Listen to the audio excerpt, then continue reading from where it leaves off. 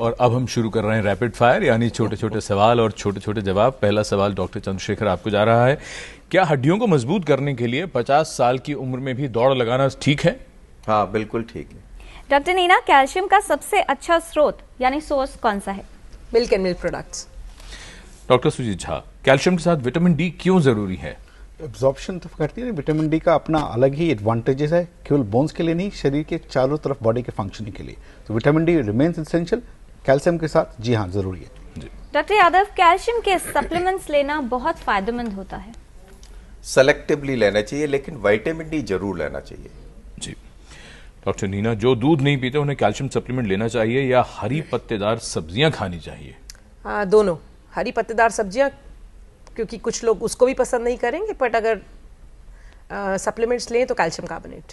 Doctor Jha, calcium vitamin D के अलावा vitamin के का भी क्या कोई महत्व है? नहीं, कोई लेने की जरूरत नहीं है रूटीन बेसिस पे। इसके डिसएडवांटेजेस ज्यादा हैं, इसलिए रूटीन रिकमेंडेशन नहीं करना चाहिए अनटिल डॉक्टर की सलाह ना हो तो। जी। डॉक्टर चंद्रशेखर, क्या कैफीन शरीर से कैल्शियम को नष्ट कर देती है? अगर हाँ, तो कितनी कैफीन से नुकसान होता है? हाँ, डेफिनेटली ये नष्ट करती है। 1-2 कैफीन से नहीं होगा, लेकिन आप बहुत ज़्यादा एक्सेस अमाउंट में ले रहे हैं मॉर्निंग इवनिंग, तो फिर ये डेफिनेटली कैल्शियम को निकालती है, ऑस्टियोपोरोसिस करती है। जी।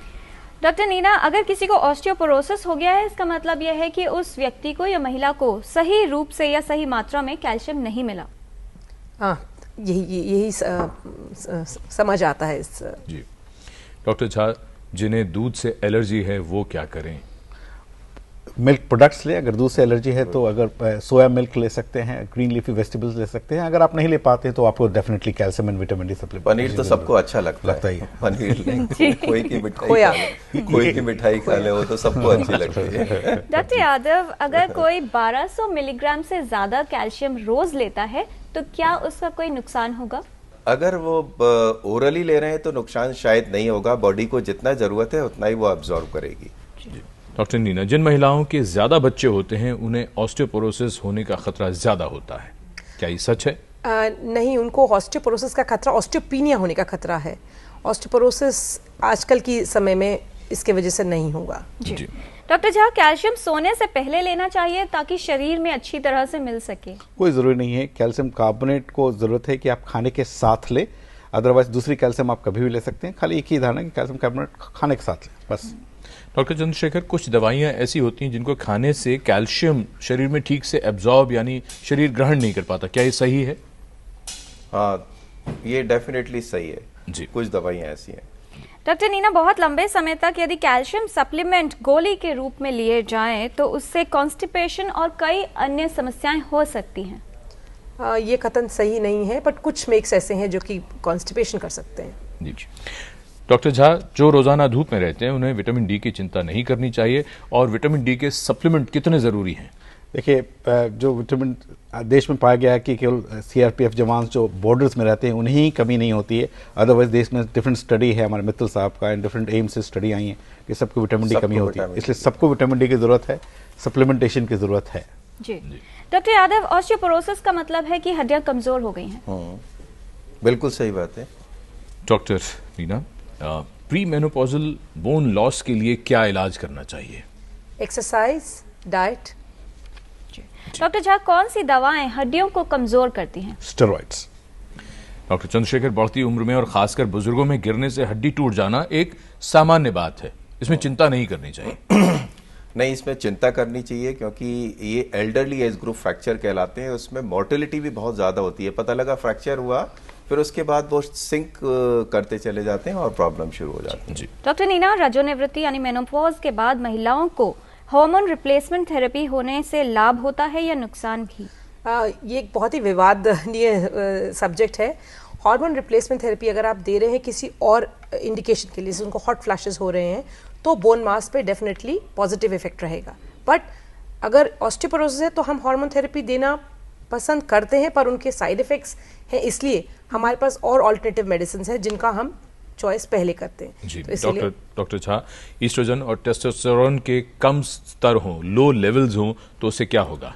उससे ऑस्टियोपोरोसिस हो सकता है। टेस्टोस्टेरोन एक अनदर एसेंशियल हार्मोन है, और जिसको रिप्लेसमेंट डॉक्टर्स की सलाह से लें प्लीज़। जी डॉक्टर यादव, मजबूत हड्डियों के लिए क्या जरूरी है, कैल्शियम युक्त भोजन या कसरत?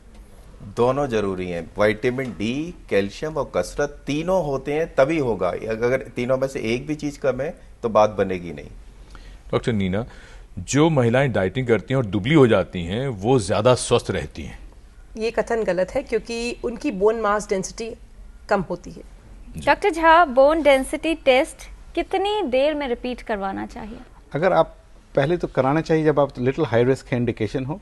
अगर आपका एक बोन डेंसिटी नॉर्मल है तो अगले 10 साल तक आप भूल सकते हैं बोन डेंसिटी कराने के लिए। डॉक्टर चंद्रशेखर, बुजुर्गों में यदि कूल्हे की हड्डी टूट जाए तो आराम करने से अपने आप कुछ महीनों में जुड़ जाती है। नहीं, इसमें बुजुर्गों की हमेशा ऑपरेशन की ही जरूरत पड़ती है। अल्टिल अनलेस कई बार हड्डी जस्ट क्रैक हुई है और डिस्प्लेस नहीं हुई है, तो ऐसे फ्रैक्चर अक्सर डिस्प्लेस्ड होते हैं, तो ऑपरेशन की ही जरूरत पड़ती है। जी डॉक्टर झा, क्या संदेश देना चाहेंगे आप?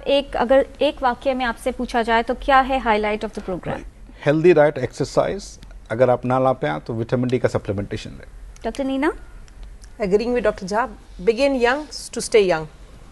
डॉक्टर यादव, 1 घंटा शरीर को कस दो और 23 घंटे आराम से रहो, ऑस्टियोपोरोसिस को दूर भगाओ। बहुत धन्यवाद इस तमाम जानकारी के लिए doctor Sujit Jha, doctor Neena Malhotra, doctor CS Yadav. आप सभी का ये जानकारी थी कि किस तरह से आप अपनी हड्डियों को स्वस्थ रख सकते हैं और कैसे बचाव कर सकते हैं ऑस्टियोपोरोसिस रोग या फ्रैक्चर की स्थिति से। सही जरूरत है कि सही समय पर एक्सरसाइज शुरू की जाए जिससे इन समस्याओं से बचाव हो और आप एक बेहतर जीवन जी सके। और बहुत जरूरी है कि जरा घर से बाहर भी निकला जाए, जरा सूरज को भी देखा जाए, उसकी रोशनी में थोड़ी देर रहा जाए। जावेद अख्तर कहते हैं कि ऊंची इमारतों से मकान मेरा घिर गया, कुछ लोग मेरे हिस्से का सूरज भी खा गए। लेकिन सूरज की रोशनी मिलती है, जरा घर से बाहर निकलने की ज़रूरत है। और अगले सप्ताह जब मैं और किरण लौटेंगे टोटल हेल्थ में तो हम बात करेंगे एक और महत्वपूर्ण विषय पर। हम बात करेंगे इम्यूनाइजेशन यानी टीकाकरण के विषय में। तो ज़रूर दिखेगा अगले सप्ताह टोटल हेल्थ। नमस्कार। नमस्कार।